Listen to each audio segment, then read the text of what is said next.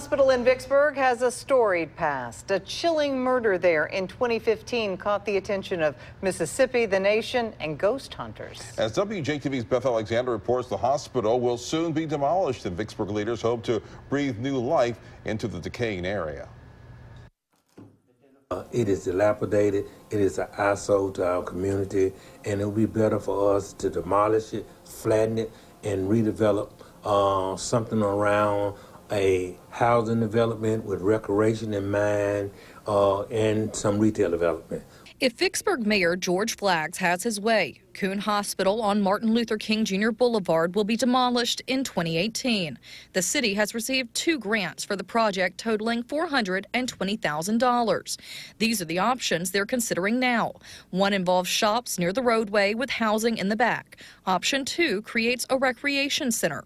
Mayor Flaggs estimates it will cost $800,000 to demolish and clean up the site, although Community Development Director Victor Gray Lewis says the cost may go down. A committee has been organized to determine how to use the money. They held their first meeting last week. We're in the process now of making certain that all those conditions for EPA is met, and I think it's going real good. One thing is certain, this front building will come down. The roof is caving in, and Gray Lewis says it's unsalvageable. But what will happen to the building in the back is still up in the air.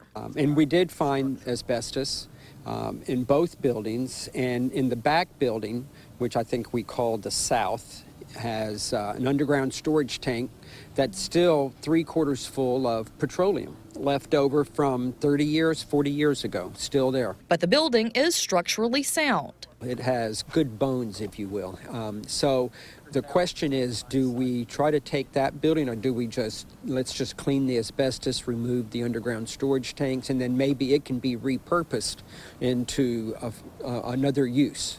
The hospital hasn't always been in this condition. It was first built in 1832 in a wooden antebellum home here at this location in response to a smallpox outbreak. Then, of course, the building that you see over my shoulder was added sometime later, and a second building, the South Building as it's called, was built in 1959, and both of those buildings stayed open until 1989. But there is the element of the paranormal here. Ghost hunters visited the hospital in June 2015. We have a shadow person on the catwalk.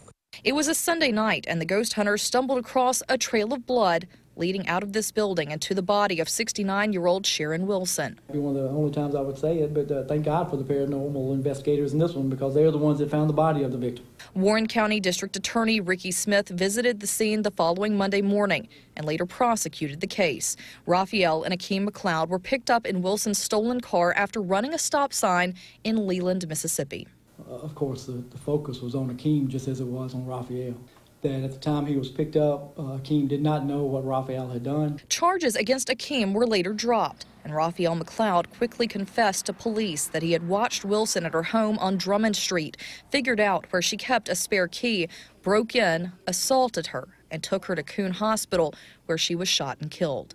A shell casing found at the hospital matched a stolen gun found with Raphael during his arrest. Never really gave a motivation. He never really gave a reason. It was a very matter-of-fact confession, a very matter-of-fact statement that appeared to have no remorse to it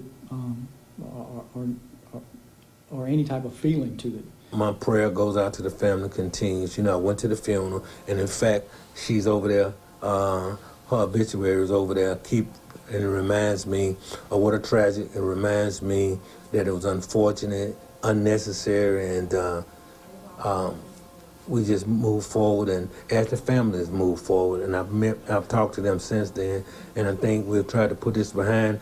She was just a loving, caring person. Raphael's story didn't end after his arrest. In 2016, he escaped from the Warren County Jail and remained on the run for over a week. D.A. Smith says by this time he had decided to pursue the death penalty for Raphael, but things didn't play out that way. Much less cost to the state than it would have been otherwise. On March 10th, 2016, Raphael broke into this home in Vicksburg holding a man, woman, and child hostage. After several hours, the woman managed to reach a gun, shooting and killing Raphael. Now, more than 2 years later, Mayor Flaggs says Sharon's death, in part, spurred the change happening at Kuhn. It was unfortunate, but we don't want to create any more opportunity for any type of fatalities or any type of negative things for that area. So we thought it'd be in the best interest to just get rid of it. Not soon enough. It should have been demolished long ago. I understand there's a lot of legal avenues that have to be taken before something like that can happen. But that building is a blight on our community. The city is planning to hold a meeting in December to get community input, and by February of next year, they hope to have a plan in place to demolish and redevelop the site. In Vicksburg, Beth Alexander, WJTV 12. To revisit our coverage of Kuhn Hospital over the years, go to WJTV.com. We have more information there, and we will let you know the time and location of that community meeting to discuss plans for the hospital.